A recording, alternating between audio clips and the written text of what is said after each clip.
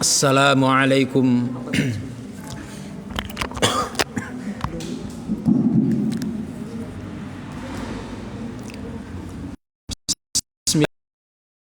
Perilaku-perilaku yang menyimpang dari perilaku-perilaku jahiliyah, berharap semoga kita mengetahui dan kemudian menjauhinya, bukan kemudian setelah mengetahuinya dan kemudian kita masih tetap mengerjakannya. Ikhwani fiddin, saudaraku kaum muslimin yang semoga senantiasa diberkahi dan dirahmati oleh Allah tabaraka wa taala. Muqaddimah, kalau saudara sekalian barangkali ada yang membawa dari kitab yang tadi di-share dalam bentuk kitab PDF, bisa diikuti barangkali di sini disampaikan di dalam risalah ini dimuqaddimai dengan puji syukur kepada Allah tabaraka wa taala seperti yang disampaikan oleh mereka banyak ulama dengan bermutabah dengan sunnah Nabi kita yang mulia sallallahu alaihi wasallam. Selalu mereka memuji Allah tabaraka wa taala di awal dari apa risalah yang mereka akan sampaikan. Alhamdulillahi wassalatu wassalamu ala Rasulillah wa ala alihi wa sahbihi wa man walah, amma ba'd. Fa innal katsir, sesungguhnya banyak bentuk-bentuk perilaku min suwaril jahiliyah, perilaku-perilaku jahiliyah al-ula allati kanat muntashiratan qabla bi'tsatin Nabi Muhammadin sallallahu alaihi wasallam, yaitu yang banyak dilakukan perilaku tersebut tersebar sebelum diutusnya Nabi kita yang mulia sallallahu alaihi wasallam. Namun kendati pun demikian, mazalat syakhisatan fi zamanina hadza, namun demikian kembalilah perilaku-perilaku jahiliyah tersebut dikerjakan atau tersebar kembali pada zaman kita saat ini. Wa inna, sesungguhnya sifati ahli jahiliyatil qurunul ghabirah, sesungguhnya perilaku sifat-sifat dari ahlu jahiliyah, orang-orang jahiliyah pada kurun-kurun yang telah lalu. Mazal al-katsiru min ahli jahiliyatina al-mu'asarah, yaitu tidak jauh beda dengan apa yang terjadi dengan perilaku-perilaku jahiliyah pada masa kita saat ini. Yattasifuna biha, yang mereka memiliki ciri perilaku sifat jahiliyah tersebut sama dengan perilaku ciri dan sifat jahiliyah pada masa-masa sebelum diutusnya Nabi kita Muhammad sallallahu alaihi wasallam. Ikhwan fiddin, kita berbicara sebelum kita membaca dari kitab ini, para ahli sejarah di awal pembahasan tentang perjalanan Islam yang mulia ini, biasanya kalau kita membaca kitab-kitab sejarah, kitab-kitab sirah Nabi kita yang mulia, sebelum berbicara tentang kejayaan Islam ini, saya ingatkan kepada antum sekalian bahwasannya pasti biasanya akan disodorkan satu pembahasan tentang apa? Halatul Arabi qabla al-Islam. Betul ya? Kita akan disodorkan dengan kondisi keadaan bangsa Arab sebelumnya Rasulullah sallallahu alaihi wasallam diutus. Wakana, dan kondisi mereka, kata mereka para ahli sejarah, kana halatul Arabi qabla al-Islam jahiliyah. Itu kata mereka para ahli sejarah. Biasanya demikian.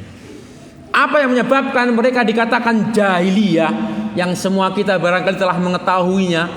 Arti dari kata jahiliyah itu adalah bodoh. Ternyata mereka bukan orang bodoh. Mereka pinter, mereka ahli perdagangan, bahkan mereka tergolong orang-orang yang cerdas kalau menghafal.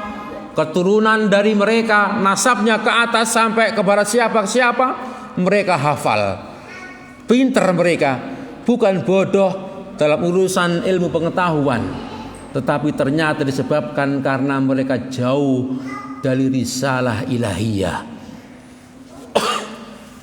dari apa yang dimana Allah tabaraka wa ta'ala menurunkan Nabi dan Rasulnya menyampaikan risalahnya. Mereka menjauhinya.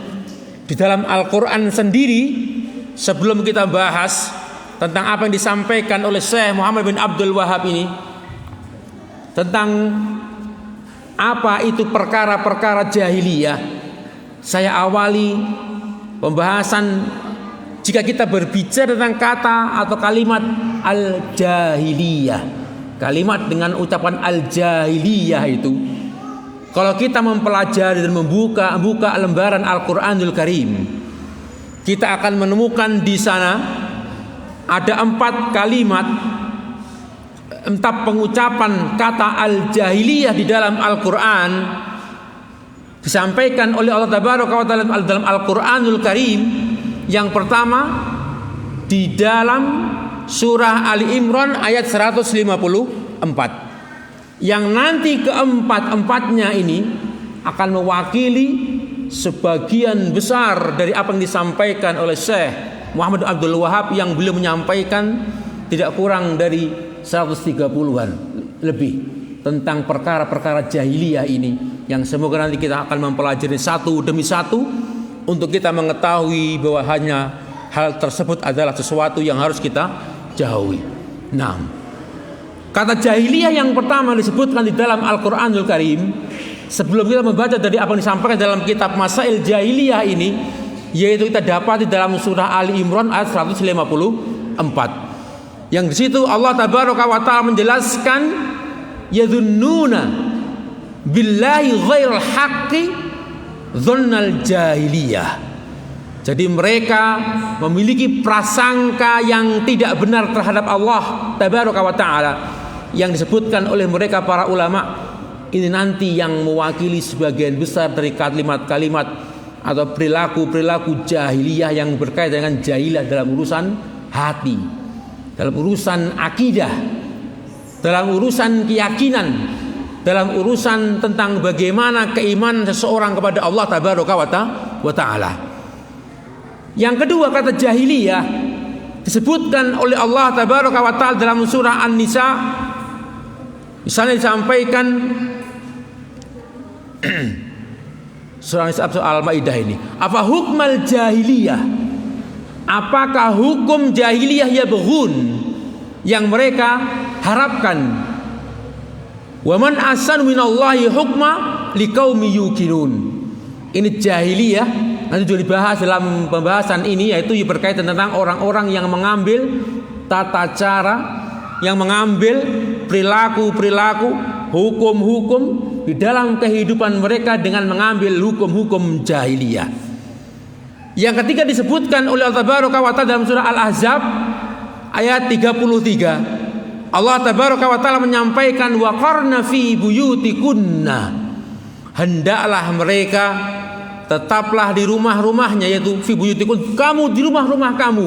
Ini para perempuan-perempuan yang disebutkan. Kemudian Allah Tabaraka wa Ta'ala menyampaikan wala tabarrajna tabarrujal jahiliyatil ula, jangan sekali-kali kalian kemudian bertingkah laku, bertabarruj seperti tabarrujnya, seperti orang-orang jahiliyah terdahulu.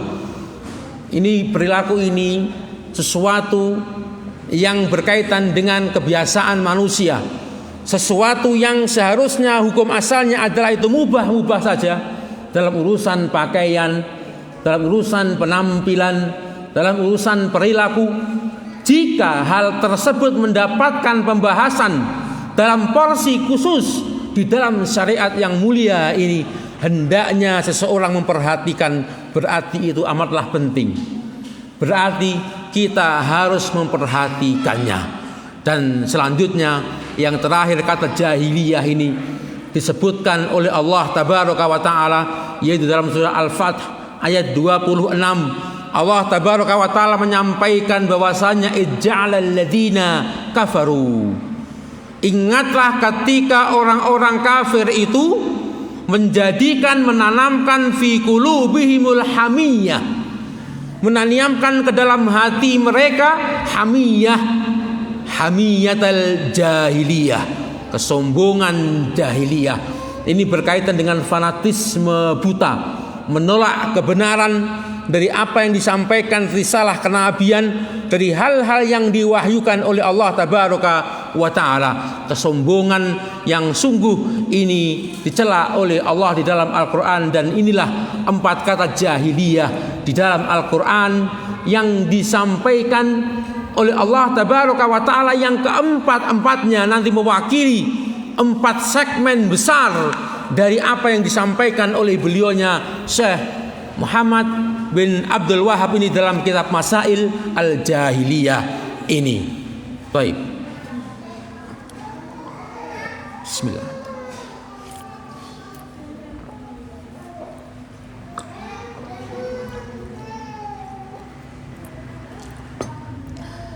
Selanjutnya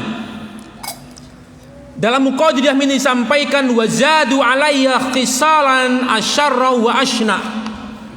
Perilaku jahiliyah ini ternyata bertumbuh dan berkembang di dalam masa kita hari ini, bahkan lebih buruk dari perilaku jahiliyah pada masa itu yang dicela oleh Allah tabaraka wa taala, dan lebih keji perilakunya, yang mana waqad intasharat hadhihi al-khisalu al-jahiliyatu fi ahli zamanina intisharan nari fil hashim.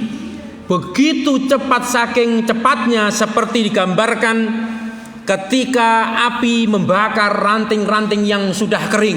Begitu cepatnya tersebar di tanah Arab, dan kemudian asya'ul kufra wal bid'ah wal radilah wa harabu tauhida was sunnata wal fadilah, sampai kemudian kebidahan, perilaku jahiliyah tersebut menyerang dan kemudian membumi hanguskan at-tauhid yang menjadi sunnah Nabi kita menjauhinya dan kita berhati-hati dengannya, dan kemudian kita juga berhati-hati dari pengaruh dari pelaku jahiliyah ini. Wa qad jama'a Syekh Muhammad, sungguh Syekh Muhammad Ibnu Abdul Wahhab, beliau telah mengumpulkan akhdar hadhil masail, hal-hal yang berbahaya dari perkara-perkara jahiliyah ini fi risalatin faridah, yaitu dalam pembahasan tersendiri yang beliau khususkan. Pembahasan ini khusus yang beliau bahas selain risalah-risalah beliau tentang bagaimana mentauhidkan Allah tabaraka wa taala, bagaimana kita menjauhi syirik kepada Allah tabaraka wa taala. Beliau menuliskan secara khusus kitab ini, yaitu fi risalatin faridatin azimah al-faidah. Semoga nanti kita akan mendapatkan yaitu manfaat yang banyak dengan mengetahui dari apa-apa yang terjadi.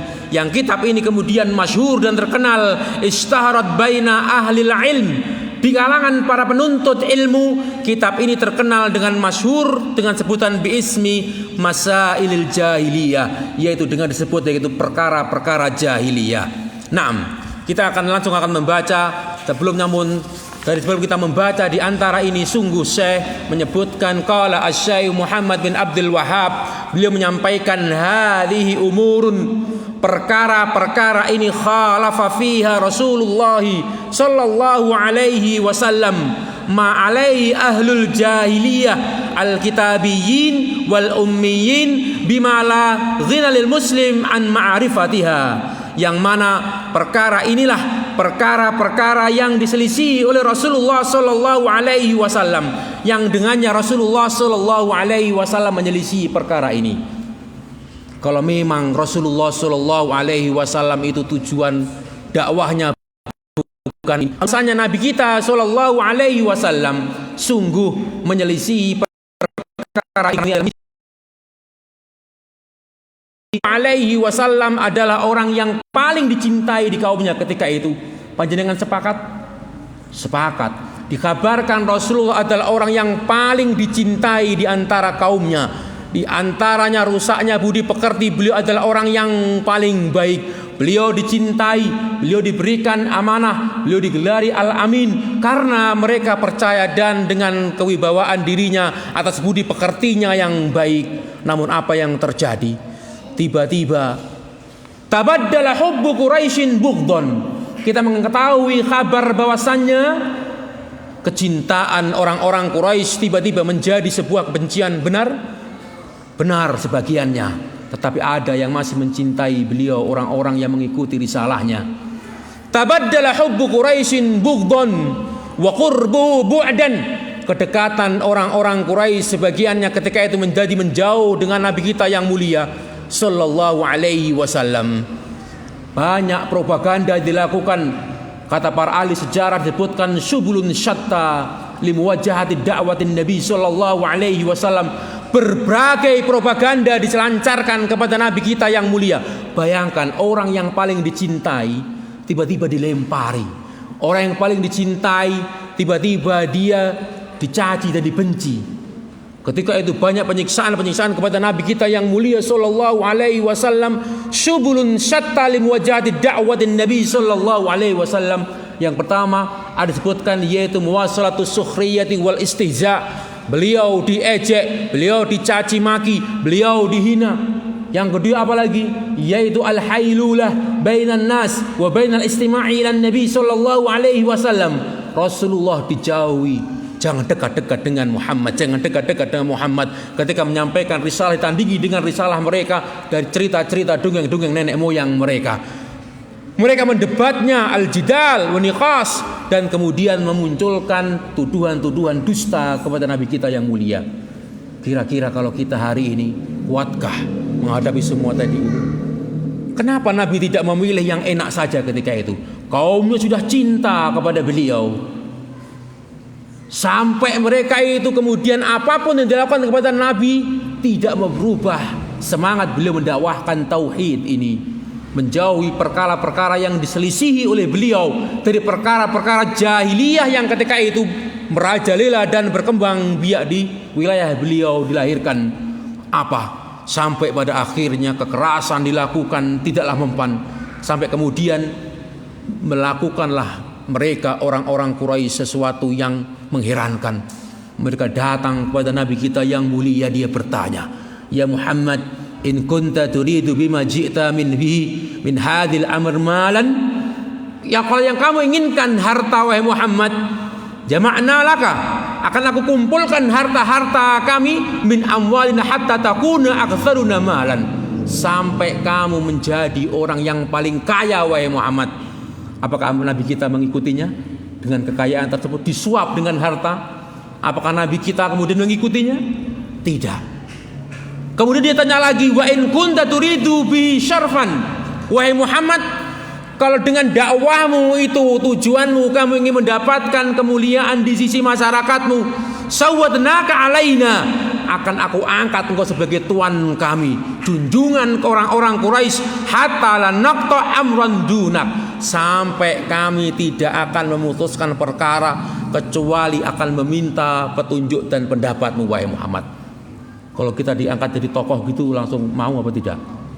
Orang sekarang mungkin tidak jadi tokoh saja, daftar jadi pemimpin, daftar jadi tokoh, ya kan? Nabi ketika ditawari tidak mau. Ketika itu datang Utbah bin Rabi'ah, datang kepada Nabi dan wa in kunta turidu biya, kamu ingin memiliki yaitu malikan atau satu kekuasaan, kerajaan, kamu menjadi malik, menjadi raja, akan kami jadikan engkau itu raja kami wahai Muhammad.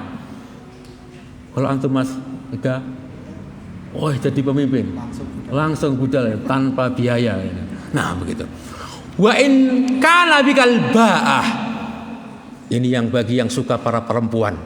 Muhammad, kalau yang kamu harapkan dari dakwahmu itu kamu ingin mencari perhatian para perempuan untuk kamu nikahi,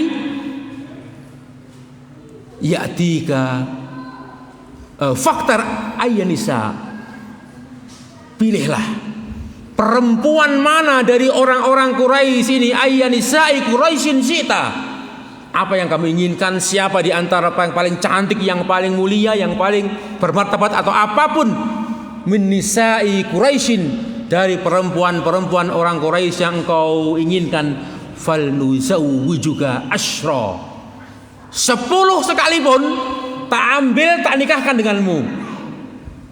Langsung biar tidak berani. Tapi kenapa Nabi kita tidak mau? Pergi, Nabi kita memilih pergi dan kemudian dikejar-kejar, bahkan akan dibunuh. Apa? Jika dakwah ini adalah tujuannya kekuasaan, mungkin Nabi telah mengambil kekuasaan kerajaan yang diberikan oleh orang-orang Quraisy ketika itu. Tetapi tidak diberikan oleh Rasulullah Sallallahu Alaihi Wasallam. Jika dakwah tujuannya adalah dunia dan kekayaan, tentu Nabi sudah ambil. Tapi sekarang banyak orang, ini dengan harta kita akan dengan mudah akhirnya bertasawuf, akhirnya tergelincir dengan bergelimangnya harta. Kekuasaan juga demikian, dengan kekuasaan dengan mudah akhirnya tergelincir dengan kekuasaan. Tetapi ternyata inti dari dakwah itu adalah Nabi rela menyelisihi perkara-perkara tersebut. Perkara-perkara yang disebut oleh mereka para ulama adalah masail al-jahiliyah, yang itu secara garis besar menyelisih prinsip-prinsip Islam. Dari sini sebelum kita membaca risalah yang disampaikan oleh beliaunya Syekh rahimahullah tabaraka wa ta'ala ini, sudah banyak kita dapatkan pelajaran. Jadi inti dari dakwah itu tetap, yaitu menegakkan tauhid. Dan harus kita siap rela mengambil sikap meskipun itu harus menyelisih kebanyakan manusia, ketika pada saat kebanyakan manusia itu lebih condong dan lebih mirip dan lebih patut dikatakan mereka identik dengan perilaku jahiliyah. Kita ketahui disebutkan di sini beliau hadhihi umurun khalafa fiha Rasulullah sallallahu alaihi wasallam. Inilah perkara-perkara ini, kata penulis Syekh Muhammad bin Abdul Wahhab, beliau menyampaikan Rasulullah telah menyelisih perkara-perkara ini. Jadi kita nanti pelajari ini bukan untuk kita tiru, tetapi untuk kita jauhi. Begitu. Ma'alaihi ahlul jahiliyah al-kitabiyyin. Perilaku yang pernah dilakukan oleh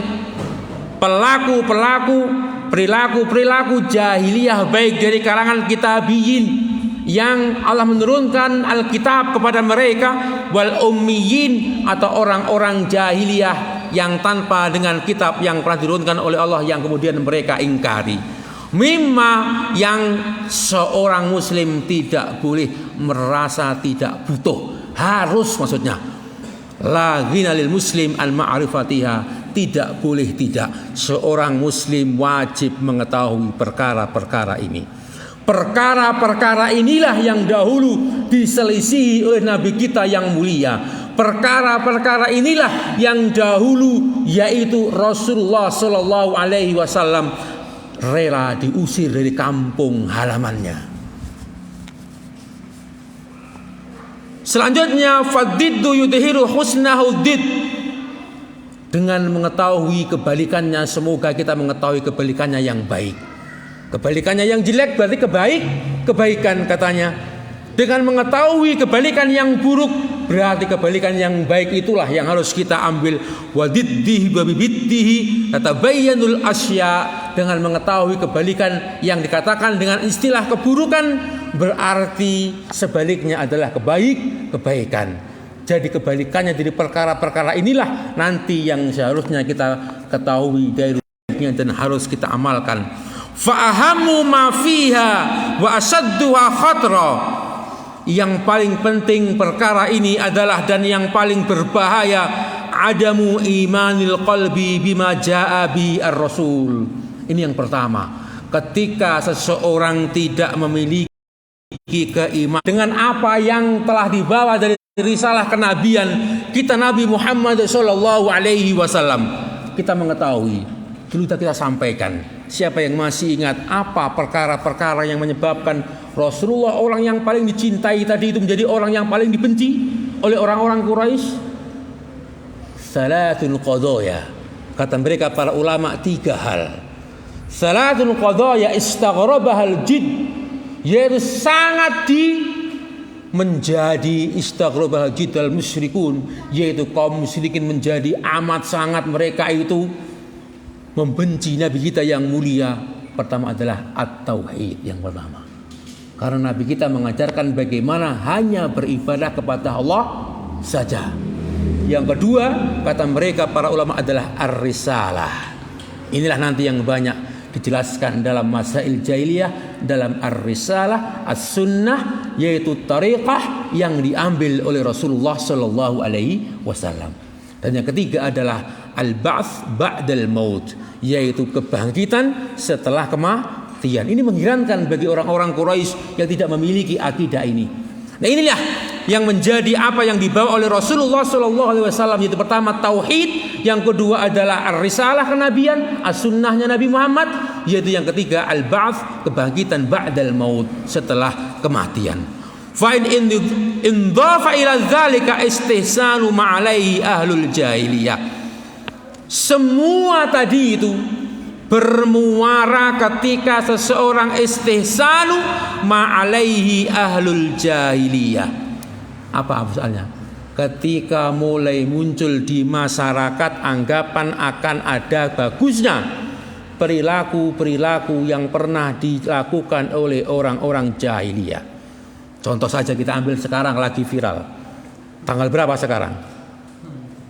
Tanggal? Ini musim-musim di mana keimanan anak-anak kaum muslimin. Musim dan waktu-waktu di mana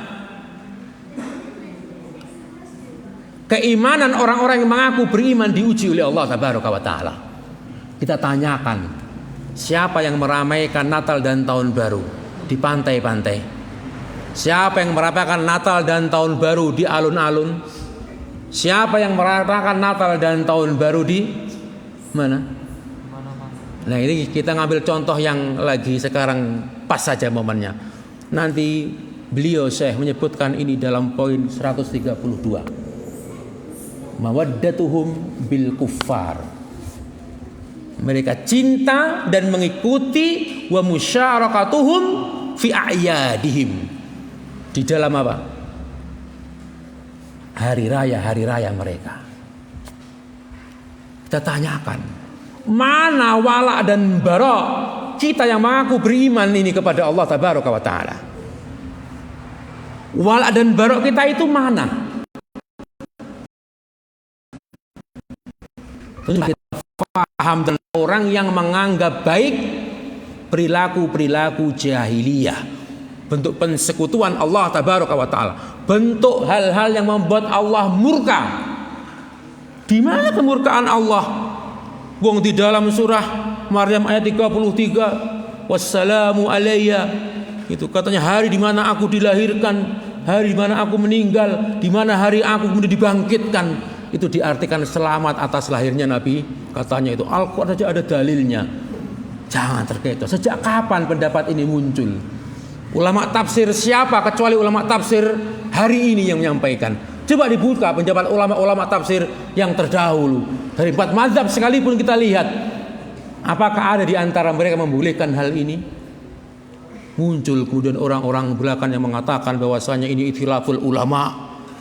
Mengatakan dengan istilah ikhtilaful ulama bahwasanya jelas walaisa kullu khilafin ja'a mu'tabara illa khilaf.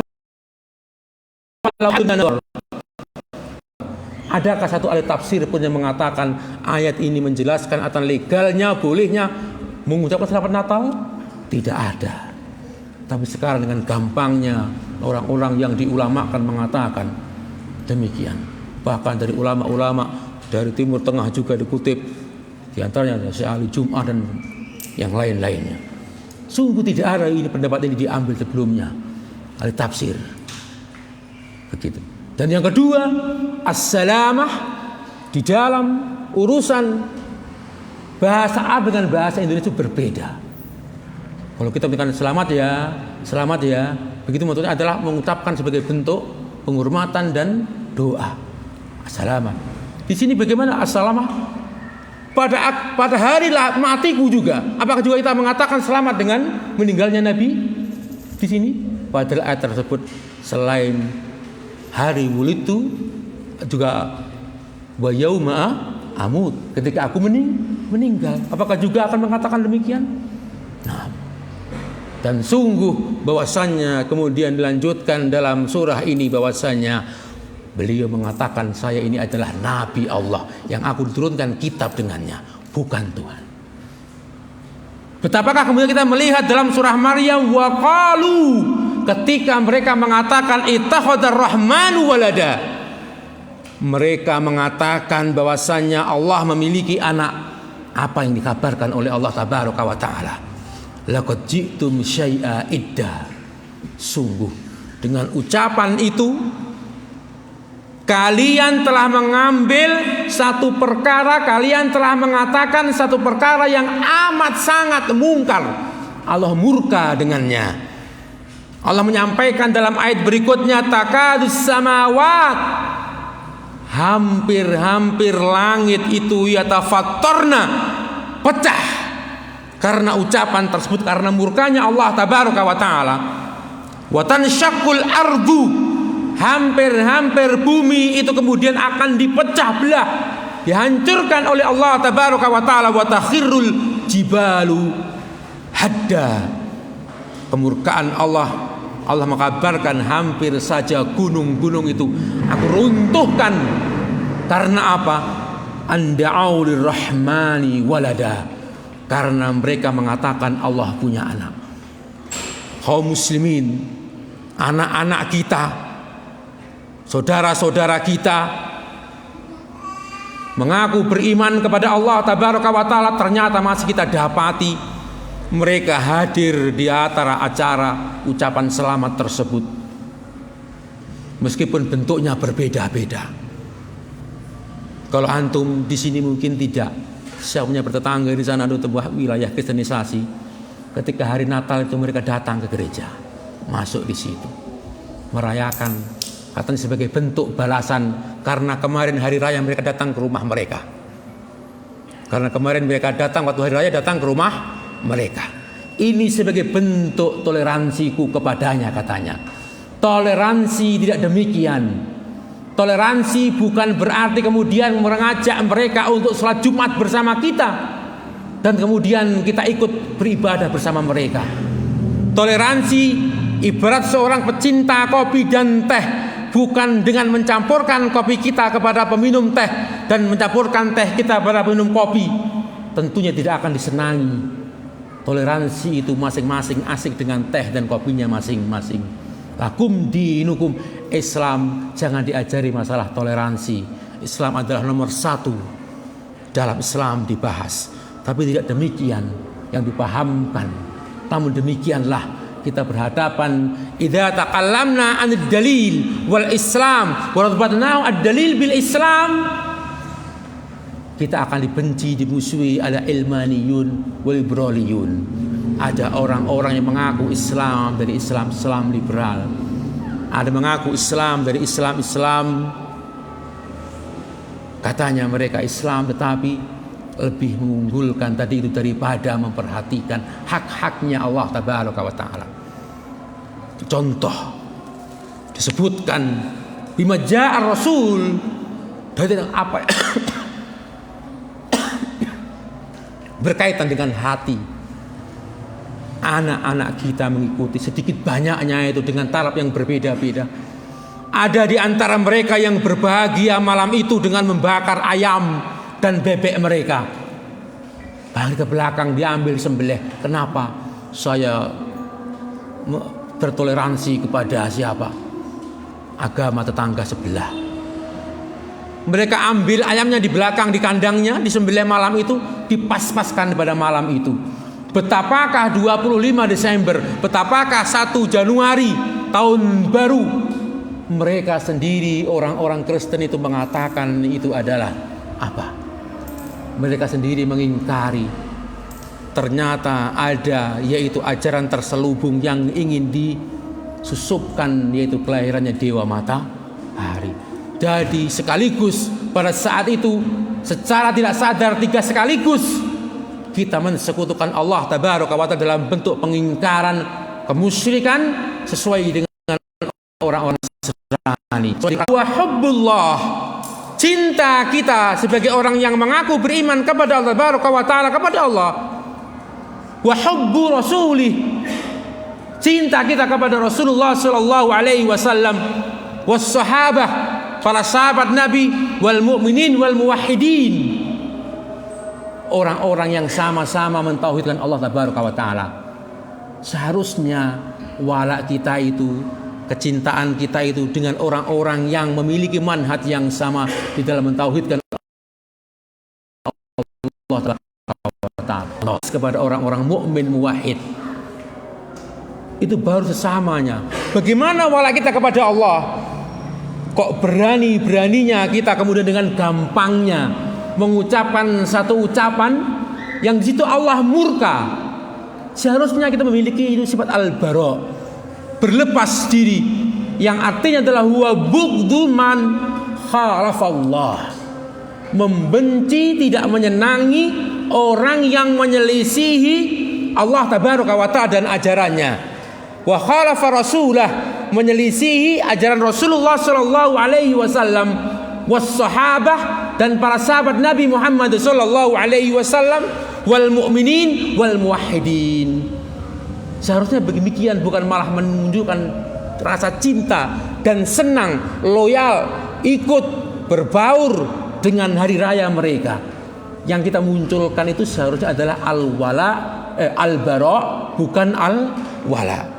Ini saya mengingatkan kepada kita semuanya, di mana konsekuensi keimanan kita terhadap kalimat tauhid la ilaha illallah, yang mana konsekuensi terbesar dari kalimat tauhid adalah ketika orang itu memiliki rasa cinta dan benci karena Allah Tabaraka wa Ta'ala. Kenapa? Annaha juzyun, itu merupakan bagian min makna syahadah.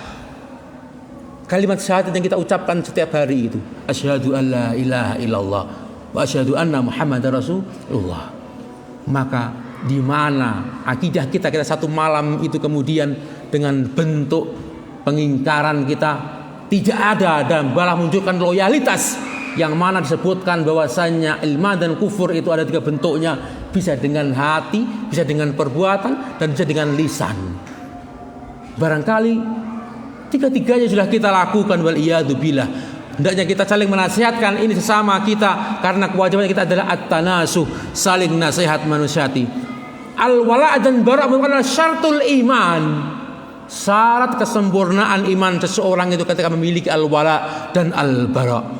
Dan bahwasanya al-wala' dan al-bara' dalam perilaku sebagian kaum muslimin pada saat-saat seperti ini dan waktu-waktu seperti ini sesungguhnya adalah anna hadhil aqidah tentang al-wala dan bara ini adalah authaqul iman. Ini adalah tali ikatan iman yang paling kuat. Al-wala dan bara ukurannya adalah cinta dan bencinya karena Allah Subhanahu wa Ta'ala tadi itu. Kalau sudah mulai terurai, jangan-jangan tali iman kita telah terurai pula. Au kama qala sallallahu alaihi wasallam, inna awthaqa ural iman, ikatan tali iman yang paling kuat itu adalah antuhibba fillah, ketika engkau mencintai karena Allah, wa tubghidha fillah, benci juga karena Allah. Mudah-mudahan kita bukan bagian dari mereka-mereka yang waktu-waktu seperti ini senantiasa melakukan perbuatan ini. Dan kalaupun ada di bagian dari keluarga kita, dari orang-orang terdekat kita, semoga kita diberikan kemampuan dengan mencontohkan kepada mereka perilaku yang baik, bahwa perilaku tersebut adalah menyelisih syariat Islam yang mulia ini. Dan semoga kita diberikan karunia untuk barangkali menasehatkan kepada mereka sehingga risalah yang mulia ini tersampaikan kepada mereka.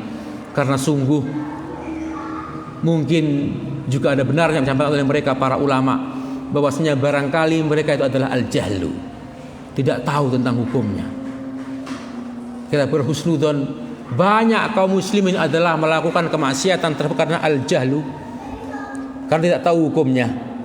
Mungkin karena dia tahu, tapi at-tasahul, menggampangkan. Ini yang mulai. Dan yang terakhir mungkin barangkali mereka adalah memang pelaku-pelaku kemaksiatan.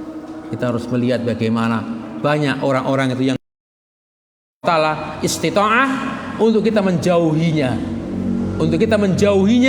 dan mengerjakan kebalikan dari perkara yang harus dijauhi ini, yaitu senantiasa beribadah sesuai dengan tuntunan Rasulullah Shallallahu Alaihi Wasallam dengan mengikhlaskan niat mengharapkan pahala dari Allah Tabaraka wa Taala dan senantiasa mengikuti dengan rukun-rukunnya, yaitu dengan penuh cinta al-mahabbah, cinta kepada Allah, khauf dan roja kepada Allah Tabaraka wa Taala. Semoga mukadimah ini bermanfaat untuk kita semuanya dan semoga menjadi pelajaran bagi kita semuanya, terutama bagi diri saya pribadi khususnya.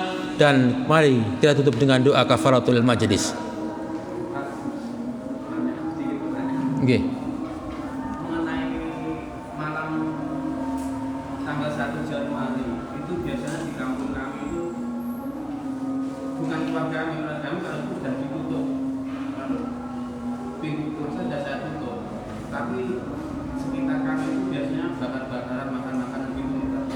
Lalu bagaimana hukumnya kita itu mendapat kiriman makanan dari acara seperti itu? Kita tidak mengikuti acaranya, kita sampaikan tidak mengikuti, tapi kita mendapat tonjolan dari makanan itu. Bagaimana hukum makanan? Allahu Ta'ala a'lam. Di beberapa kampung itu, terjadi juga di kampung saya ini, terjadi sekitar 3 tahun belakangan ini. Kalau di kampung saya, mereka memiliki kebiasaan baru. Kalau ketika malam tahun baru datang, ada di antara mereka yang tidak ahli masjid membuat kegiatan yang lain dengan menjalin keratan bersama dengan keluarga mereka. Iya, dengan membakar-bakar, sembelih-sembelihan, makanan-makanan.